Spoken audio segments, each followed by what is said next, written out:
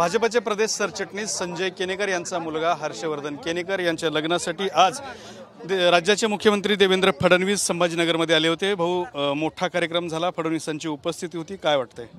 खरं तर आजचा कार्यक्रम अस्मरणीय होता।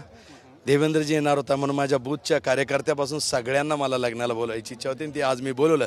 जवळपास 10,000 लोकांना मी निमंत्रित केलं आणि देवेंद्रजी आले आणि त्यात मग विरोधकही माझे संबंधात असलेले चंद्रकांत खैरेजी आले, सर्व आले। निश्चितपणे सर्वांनी याचा आनंद घेतला। चंद्रकांत खैरे येऊन देवेंद्र फडणवीसांना भेटली, ही एक विशेष गोष्ट घडली या लग्न समारंभात।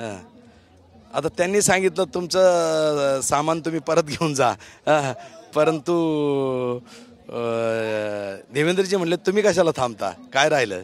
तर खरं तर सामान परत घेऊन जा म्हणजे अंबादास दानवेंना परत घ्या, हा असं मला नाही माहिती, नाव कोणी घेतलं नाही त्यांनी, पण तुम्ही तुमचे लोक म्हणजे एक मजाक चालू होती जेवताना आणि निश्चितपणे अत्यंत हसीखेळी मजाकात कोपरखळ्या चालू होत्या। त्या बाबतीत मला फडणवीसांनी चंद्रकांत खैरेने ऑफर दिली की तुम्ही कशाला थांबता, तुम्ही या।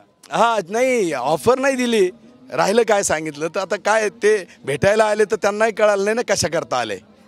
चला, तर होते संजय केनेकर यांच्या लग्नाच्या कार्यक्रमामध्ये चंद्रकांत खैरेने देवेंद्र फडणवीसांची भेट घेतली आहे। कॅमेरामन हर्षल निकम सोबत दत्ता कानवटे, TV9 मराठी, छत्रपती संभाजीनगर।